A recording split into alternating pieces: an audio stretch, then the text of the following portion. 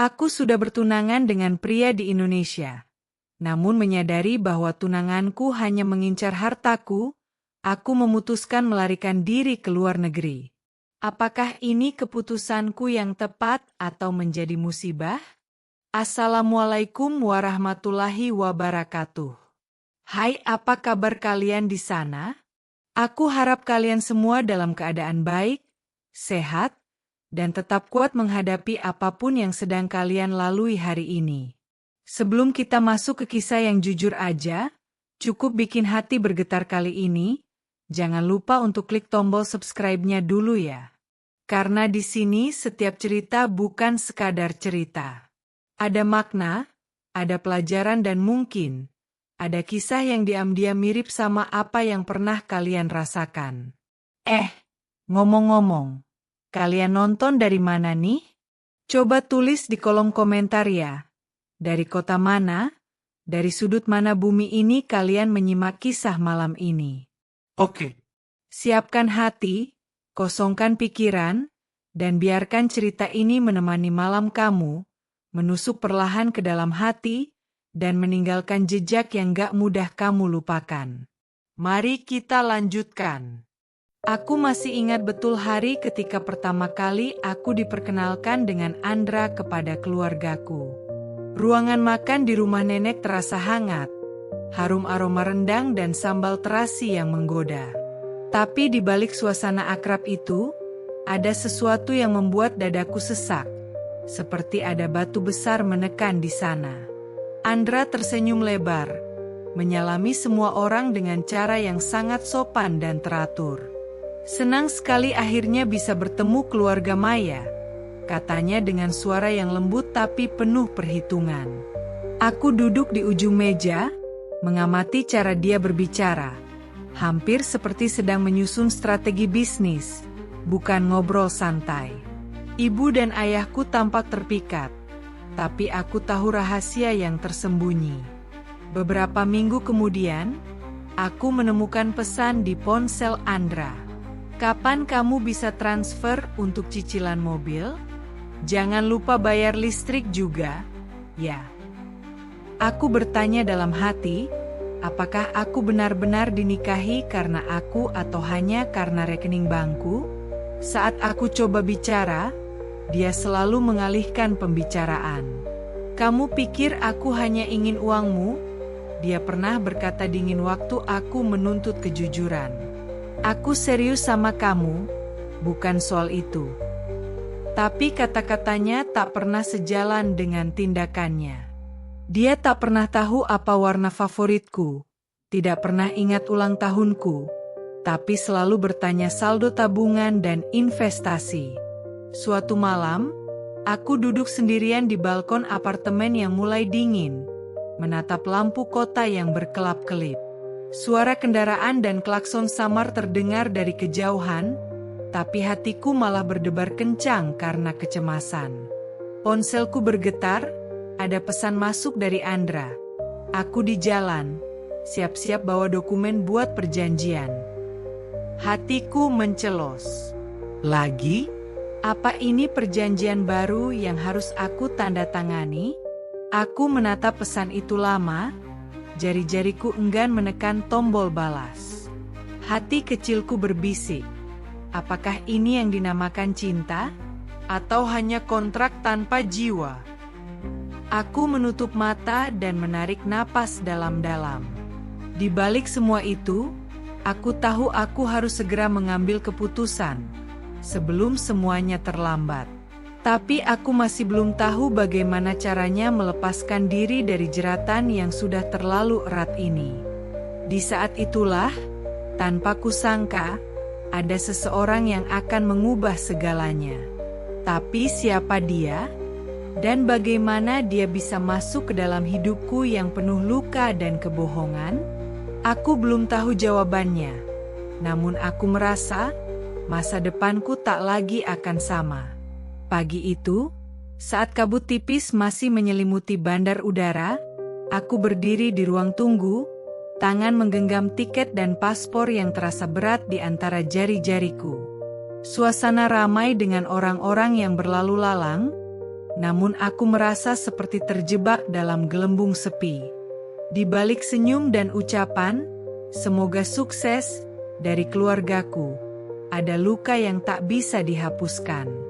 "Ini bukan cuma soal kerja," bisikku dalam hati. "Ini pelarianku." Andra pernah berkata di telepon, suaranya terdengar tegas. "Kamu harus sabar. Ini semua demi masa depan kita. Aku tunggu kamu pulang dengan banyak uang." Ya. Aku mengangguk. Walau sebenarnya aku merasa semakin hari aku makin tercekik oleh janji-janji kosong itu. Saat pesawat mulai lepas landas, aku melihat keluar jendela, tanah air perlahan menjauh, membawa serta harapan dan ketakutanku sekaligus. Di negeri asing ini, segala sesuatu terasa asing. Bahasa, makanan, bahkan cuaca. Aku tinggal di sebuah kota kecil yang diselimuti hujan gerimis halus. Suara tetesan air di atas atap logam terdengar seperti irama yang tak henti-henti. Meski dingin dan sunyi, aku mulai menemukan sedikit ruang untuk bernafas. Pekerjaan sebagai asisten di sebuah kantor kecil membuka pintu kesempatan dan juga harapan. Suatu sore, ketika aku pulang melewati jalan kecil yang dipenuhi lampu jalan kuning temaram, aku bertemu seorang lelaki yang sedang mengangkat beberapa kotak berat ke dalam sebuah toko kopi. "Butuh bantuan?" tanyaku tanpa sengaja. Suaraku terdengar ragu. Dia menoleh, menatapku dengan mata yang hangat tapi lelah. "Tolong sekali," jawabnya sambil tersenyum, seolah beban yang dipikulnya sedikit berkurang.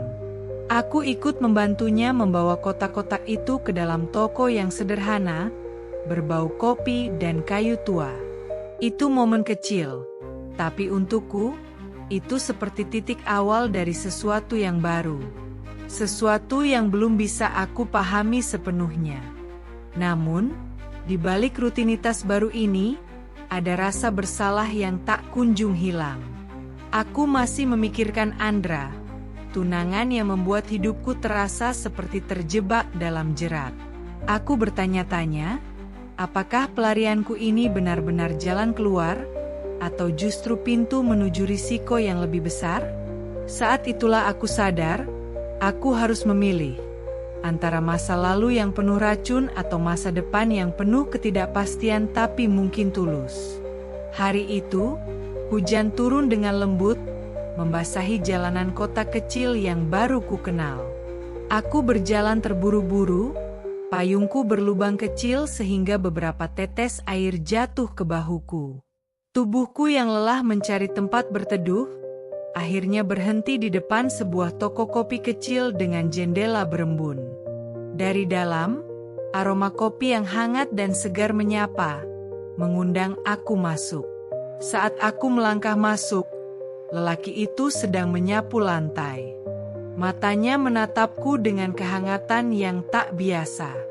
"Masuk saja, jangan basah semua nanti," katanya dengan suara berat tapi ramah, logat asingnya jelas. Aku tersenyum kecil, duduk di kursi dekat jendela, menghangatkan tangan dengan secangkir kopi hitam yang baru disajikan. "Ini kopi lokal," katanya sambil meletakkan cangkir di depanku. Aku tersenyum, "Kopi di sini berbeda, tapi enak." Dia mengangguk, "Aku belum pernah coba rendang." "Apa itu makanan enak?" Aku tertawa kecil. Rendang itu daging yang dimasak dengan santan dan rempah, sangat khas Indonesia. Dia terlihat bingung tapi penasaran. "Ah, aku ingin coba suatu hari nanti." Tiba-tiba, aku merasa lega. Di sini, aku bukan hanya orang asing dengan masalah segudang. Aku hanya seorang wanita yang capek dan ingin ditemani. Saat aku mulai berbicara tentang keluargaku, tentang Andra yang tak pernah benar-benar mencintaiku, matanya tak pernah menilai. Dia hanya mendengarkan dengan serius. Anggukan kecil sesekali menunjukkan dia benar-benar peduli. Suatu saat aku menangis, diam-diam di pojok toko. Dia datang tanpa diminta, duduk di sampingku, dan tanpa kata, mengulurkan tisu. "Kenapa kamu sedih?" tanyanya pelan. Aku terdiam, lalu menghela napas panjang. Aku merasa lelah dicintai dengan syarat dan hitungan. Dia meraih tanganku dan menggenggamnya hangat. "Di sini, kamu aman," katanya singkat, tapi suaranya menenangkan. Malam itu, di bawah suara hujan yang terus berbisik di atap toko, aku mulai merasakan sesuatu yang belum pernah aku rasakan sebelumnya. Sebuah rasa aman yang tulus. Tapi aku juga tahu, rasa itu membawa konsekuensi yang tak mudah. Aku harus memilih. Dan pilihan itu tidak akan mudah. Hari-hari berikutnya berlalu dengan ritme yang berbeda. Aku tidak lagi merasa sendirian di kota asing ini. Adam, lelaki pemilik toko kopi itu, selalu hadir dengan senyum yang sederhana tapi tulus. Dia tidak pandai merangkai kata manis atau membuat janji-janji besar. Tapi setiap pagi dia sudah menyiapkan secangkir kopi favoritku sebelum aku datang. "Pagi, Maya. Kopi kamu sudah siap," katanya sambil menyeka meja dengan sapu tangan yang agak lusuh. Aku duduk di kursi yang biasa, menatap keluar jendela yang basah oleh hujan. Suara kendaraan yang lewat, deru angin, dan aroma tanah basah menciptakan suasana yang damai, jauh dari hiruk-pikuk dan tekanan yang dulu kuhadapi. Aku mulai membuka diri, bercerita tentang hidup, tentang rasa takut, dan harapan yang kupendam. Adam mendengarkan dengan penuh perhatian, tanpa menginterupsi. Kadang dia hanya mengangguk pelan, kadang ia tersenyum dan berkata, "Aku mungkin tidak paham semuanya, tapi aku di sini." Suatu sore, ketika hujan turun lagi, aku duduk di sudut toko sambil menulis pesan panjang untuk Andra. Tanganku gemetar saat mengetik kalimat yang akan mengubah segalanya. Aku ingin mengakhiri segala kepalsuan itu, tapi juga takut kehilangan keamanan yang selama ini aku anggap sebagai masa depan. Adam duduk di sampingku, menyodorkan sepotong kue coklat dan berkata, "Kalau kamu butuh waktu, aku sabar menunggu." Aku tersenyum, menatap matanya yang jujur dan penuh harap. "Aku tidak pernah tahu bahwa cinta bisa sederhana seperti ini," kataku lirih. Dia hanya membalas dengan senyuman hangat dan pelukan ringan yang membuat semua beban sedikit terangkat. Tapi dalam hatiku, aku tahu ini baru permulaan. Masih ada masa lalu yang menunggu untuk diselesaikan. Malam itu, setelah toko kopi tutup dan jalanan mulai sepi, aku berjalan pulang dengan langkah berat. Hujan baru saja reda, tapi udara tetap dingin dan menusuk tulang. Di benakku, perasaan bersalah terus menggerogoti. Aku memikirkan Andra, tunangan yang bahkan tak pernah benar-benar aku cintai, tapi masih terikat oleh janji dan tekanan keluarga. Aku mencoba menghubungi Adam, tapi ragu. Apa aku berhak bahagia kalau harus meninggalkan semua yang sudah aku kenal? Pikirku. Tangan gemetar saat aku menulis pesan singkat. Aku takut, Adam. Aku takut kehilangan semuanya. Pesan itu kubalas dengan cepat. Aku di sini, Maya. Jangan takut sendiri. Kata-kata itu menghangatkan, tapi juga menambah beban di dadaku. Di suatu malam yang sunyi, aku duduk di balkon apartemen, menatap langit yang gelap dan bintang yang tersembunyi di balik awan. Suara angin berbisik pelan, seolah bertanya, "Apa yang akan kamu pilih, Maya?" Aku terdiam, mata berkaca-kaca. Di satu sisi, ada masa lalu yang penuh racun, kebohongan, dan penyesalan. Di sisi lain, ada Adam, pria asing dengan cinta tulus yang belum kukenal sepenuhnya tapi sudah menyentuh hatiku. Aku merasa seperti berdiri di persimpangan jalan tanpa petunjuk. Pilihanku akan menentukan segalanya. Tapi aku belum siap untuk melangkah. Malam itu, teleponku bergetar tanpa henti di atas meja kecil yang penuh dengan kertas kerja dan buku catatan.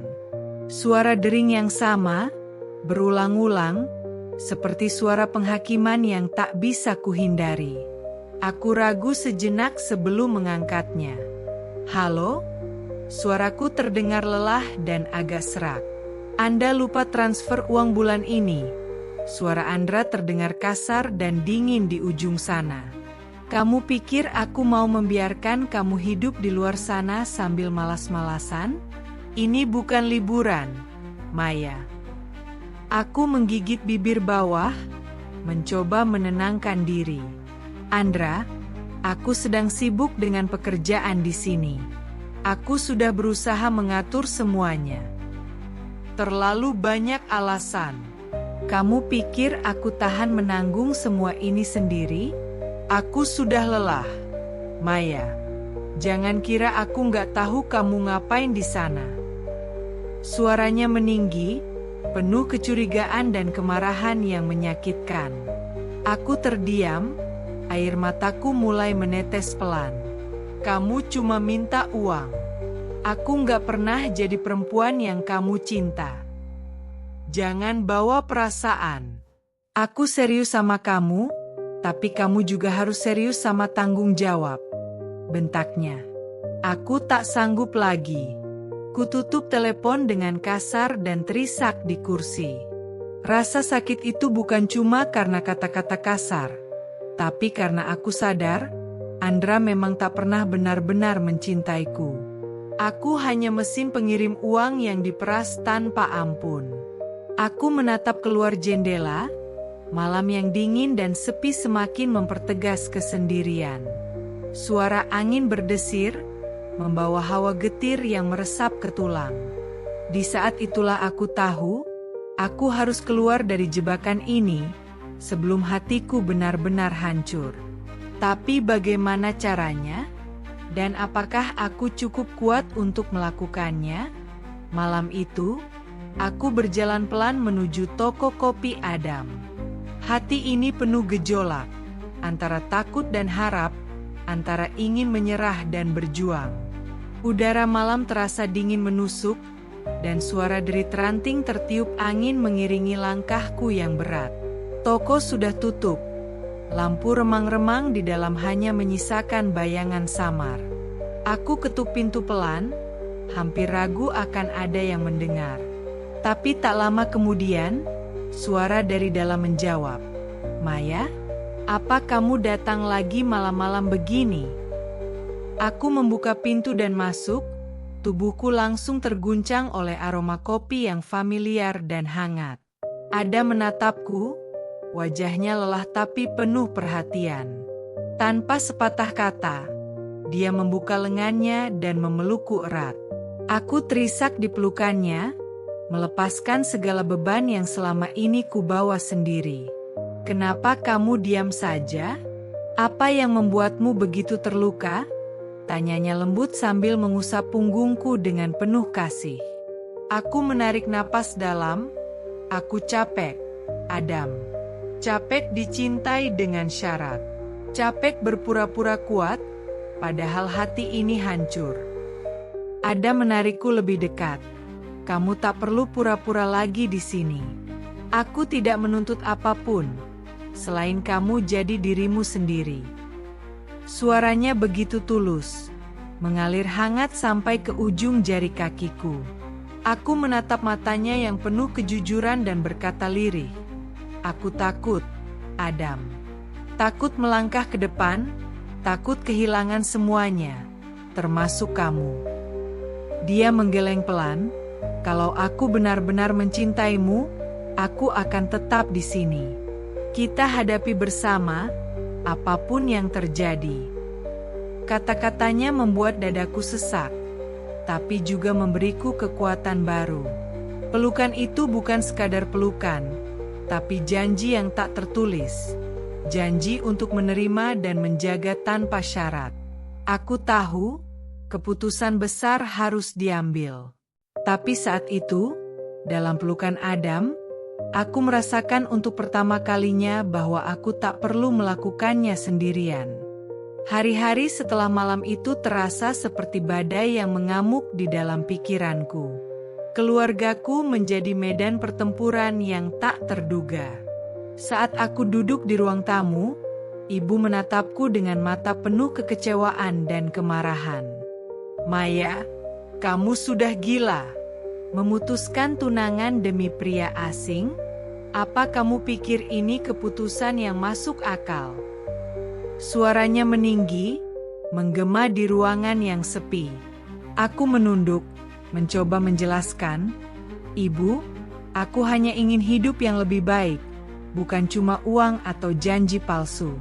Aku ingin cinta yang tulus." Ayah hanya diam. Wajahnya terlihat lelah dan penuh tanda tanya. "Mereka bilang Adam beda agama, beda budaya, dan jauh dari keluarga kita," lanjut ibu dengan suara penuh kepedihan. Aku menatap mereka, mencoba mencari pengertian. Aku tahu itu sulit, tapi aku tidak bisa terus hidup dalam kebohongan. Aku harus memilih apa yang membuat aku bahagia, walaupun risikonya besar. Di mataku, ada air yang mulai menggenang, tapi aku menahan supaya tidak jatuh. Malam itu, aku duduk sendirian di kamar, menatap dinding yang penuh foto keluarga dan kenangan lama. Pikiran tentang masa depan yang penuh ketidakpastian bercampur dengan rasa takut yang menggelayut. Ada mungkin bukan pilihan yang pasti, tapi setidaknya ia memberiku harapan. Aku bertanya pada diri sendiri, apakah aku cukup kuat untuk melangkah ke arah yang baru? Apakah cinta yang tulus ini akan mampu menembus segala perbedaan? Suara angin malam yang menerobos jendela terbuka membuat bulu kuduku berdiri. Aku tahu, keputusan ini tidak akan mudah. Namun, aku juga tahu bahwa masa depanku harus kupilih dengan hati yang berani. Tapi, bagaimana aku bisa yakin bahwa pilihanku bukan kesalahan terbesar dalam hidupku? Pagi yang kelabu itu, aku berdiri di depan lemari, merapikan barang-barang yang akan kubawa. Setiap baju, setiap foto, setiap kenangan yang melekat di dinding kamar terasa berat untuk aku lepaskan. Pesan terakhir untuk Andra sudah kukirim semalam. "Terima kasih sudah mengajari aku arti cinta yang sesungguhnya, meski bukan dari kamu." Aku menatap layar ponsel kosong tanpa balasan. Suara langkah kakiku menggema di apartemen yang sepi. Aku menutup pintu dengan perlahan, seperti menutup bab lama dalam hidup yang penuh racun dan kepalsuan. Napasku berat, tapi ada rasa lega yang mulai menyelinap di antara kepingan-kepingan keraguan. Aku tahu aku mungkin kehilangan segalanya, keamanan, kenyamanan, bahkan keluarga. Tapi aku sudah siap menghadapi risiko itu. Aku menghubungi Adam, aku datang. Aku siap memulai semuanya dari awal, bersama kamu. Suaraku bergetar, tapi ada tekad yang kuat. Dia menjawab dengan suara lembut, "Aku tunggu kamu, Maya. Kita hadapi bersama." Hati ini berdebar keras, bukan karena takut, tapi karena harapan yang tumbuh dari abu masa lalu. Di taman kota, di bawah sinar matahari yang hangat, aku duduk di samping Adam. Angin sepal-sepal membelai wajah, dan aroma bunga yang bermekaran menambah suasana damai. Aku tertawa kecil saat dia mencoba mengucapkan kata-kata dalam bahasa Indonesia dengan logatnya yang lucu. "Aku sayang kamu," katanya pelan, membuatku tersipu. Kami berbagi es krim yang mulai mencair, tertawa bersama tanpa beban. Wajah Adam yang sederhana itu, tanpa embel-embel status atau janji palsu, kini menjadi tempat aku menemukan rumah. Dalam hatiku, aku berbisik, aku pikir cinta hanya ada dalam negeri, ternyata salah besar. Cinta datang dari keberanian, kejujuran, dan ketulusan, dan aku berani memilihnya. Meskipun perjalanan masih panjang dan penuh tantangan, aku tak takut lagi. Karena aku tahu, di sisi Adam, aku punya cinta yang nyata, bukan sekadar mimpi kosong. Aku siap melangkah bersama dia, menulis cerita baru dengan tinta kejujuran dan harapan. Dan itu lebih berharga dari segalanya.